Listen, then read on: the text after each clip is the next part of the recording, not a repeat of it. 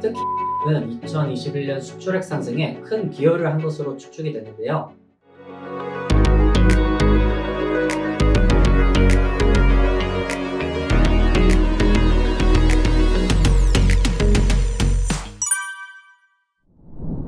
안녕하십니까. 레드버티컬 리서처 오재석입니다. 오늘은 저번 시간에 이어서 PSK의 지배 구조, 그리고 재무 상황, 실적, 리스크 요인 등에 대해서 알아보도록 하겠습니다. PSK는 박경수 회장이 1986년에 설립한 금형무역으로부터 시작이 되었습니다. 1990년 금형무역은 일본 플라즈마 시스템 및 니폰 산소와 합작으로 PSK 테크를 설립하였죠.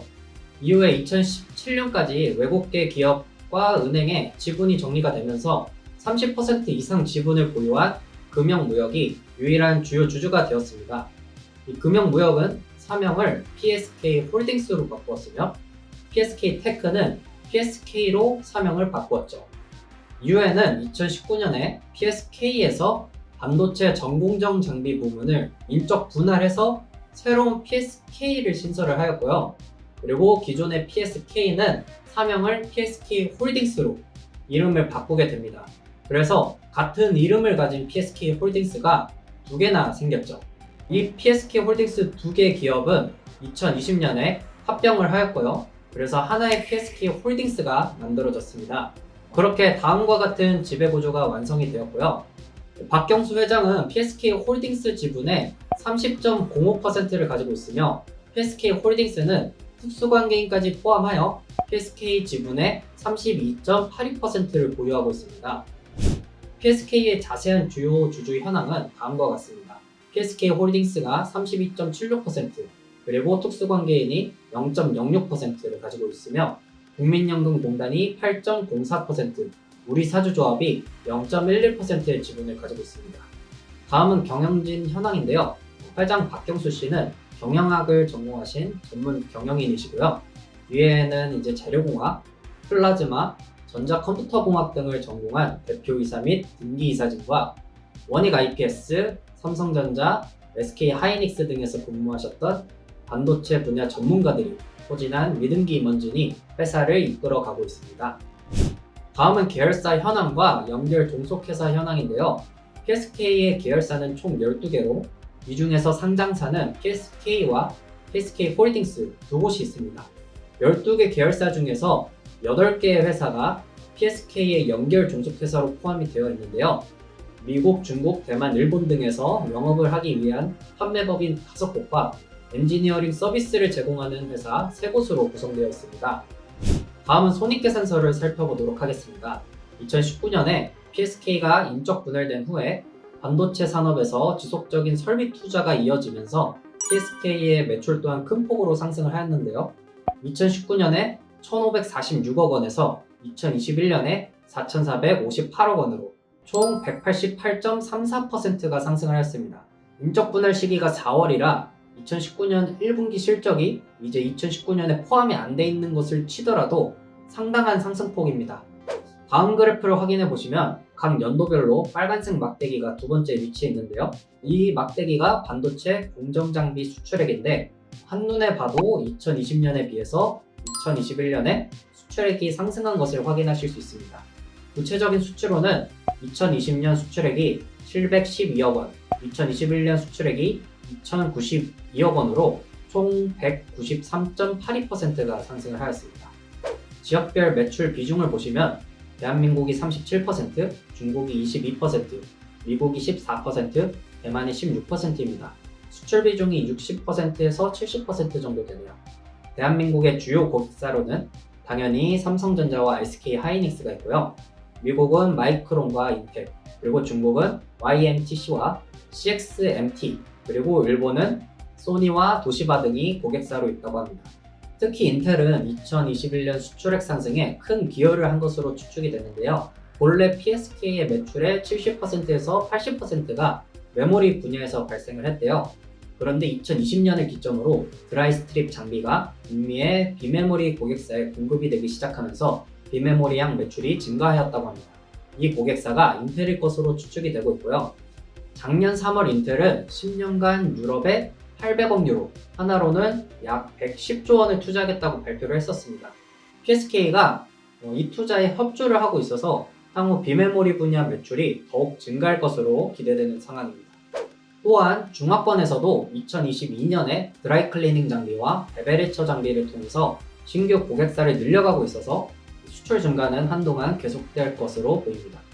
생산량도 꾸준히 증가하고 있는 추세인데요. 매년 말 실제 생산 대수를 비교를 해보면 2019년에 70대, 2020년에 187대, 2021년에는 289대로 상승세를 보이고 있습니다. 이렇게 매출 성장이 이어지면서 영업이익도 함께 개선이 되고 있는데요. 2019년 169억 원에서 2021년 941억 원으로 2년 사이에 456.8%가 상승했습니다. 매출액이 3배 늘어날 때 영업이익은 6배가 늘었네요. 이렇게 영업이익이 성장한 배경으로는 고정비 대비 매출액 상승으로 인한 것도 있지만 경영 합리화를 위한 비용 절감 또한 한 몫을 한 것으로 보입니다. 매출액이 2020년 2,657억 원에서 2021년 4,458억 원으로 67.77% 상승한 것에 비해서 판관비는 2020년에 869억 원에서 2021년에 1,068억 원으로 22.90%밖에 상승하지 않았습니다.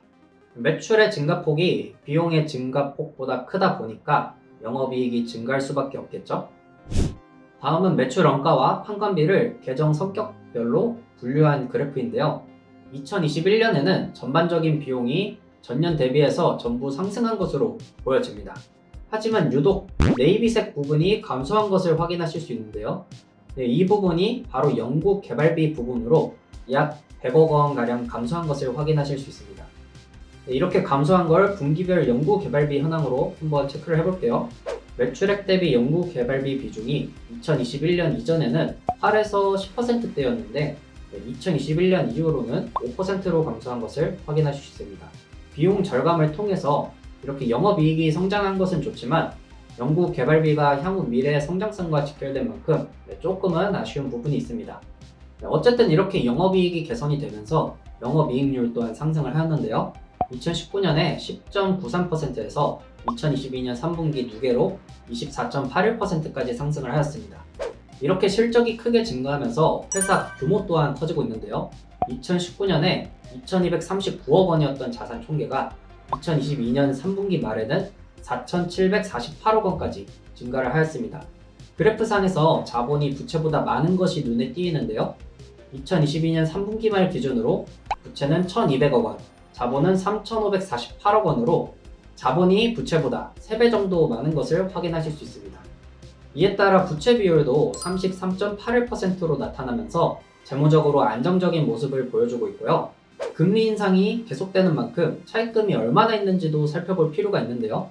총자산 대비 차입금 비율을 뜻하는 차입금 의존도는 코로나19 사태가 일어났던 2020년에 6.61%까지 상승했다가 현재는 3.58%로 감소한 상황입니다.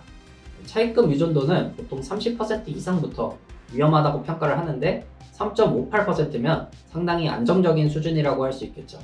현금화가 가능한 자산 또한 2022년 3분기 말 기준으로 1,970억 원으로 전체 총자산 중에서 41.50%를 차지를 하고 있어서 유동성 문제에서도 문제가 없는 것으로 판단됩니다. 여기까지가 실적과 재무 상황이었고요. 마지막으로는 리스크 요인이 어떤 것이 있는지 살펴보도록 하겠습니다. 첫 번째 리스크 요인으로는 반도체 제조사의 감산이 있는데요. 작년 말경에 경계 침체 이슈가 부각이 되면서 그리고 반도체 제조사들의 실적이 실제로 안 좋게 나오면서 앞으로 반도체 업황이 안 좋아질 것이라는 우려가 있었는데요. 이 때문에 PSK 주요 고객사이면서 세계 메모리 반도체 3, 4위 기업인 SK 하이닉스와 마이크론에서 2023년 설비 투자를 축소하겠다는 발표를 했었죠.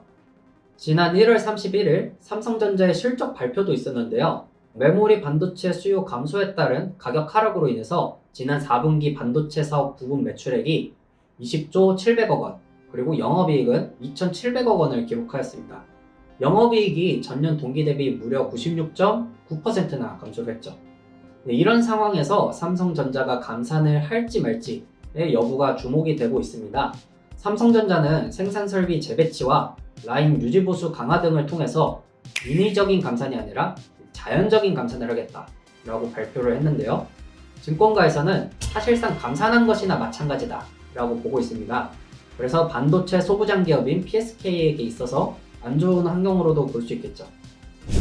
두 번째 리스크 요인으로는 신제품인 베베레처, 특허권 분쟁이 있습니다. 지난 2021년 세계 3대 반도체 장비 기업 중 하나인 미국 램 리서치에서 PSK에 특허권 침해 관련 소송을 제기를 했는데요. 그동안 램 리서치가 독점을 하고 있었던 베베레처의 기술 특허를 PSK가 침해를 했다는 게 소송의 골자입니다. PSK의 베베레처는 삼성전자, SK하이닉스, 그리고 기타 중국 반도체 제조사에 납품이 되면서 이미 수요를 입증한 터라서 소송이 어떻게 진행되느냐에 따라서 PSK의 성장에 제동이 걸릴 것으로 보입니다. 네, 오늘은 이렇게 해서 PSK의 지배 구조, 그리고 재무 현황, 실적, 리스크 요인까지 알아봤는데요. 최근에 미국의 금리 인하 가능성이 제기가 되면서 최악의 실적으로 폭락했었던 기술주들이 다시 반등을 하고 있고, 이에 맞춰서 반도체주도 상승을 하고 있는데요.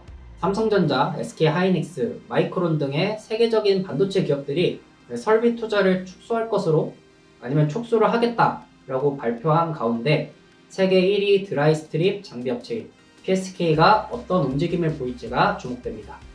도움이 되셨다면 구독과 좋아요 부탁드리고요. 시청해주셔서 감사합니다.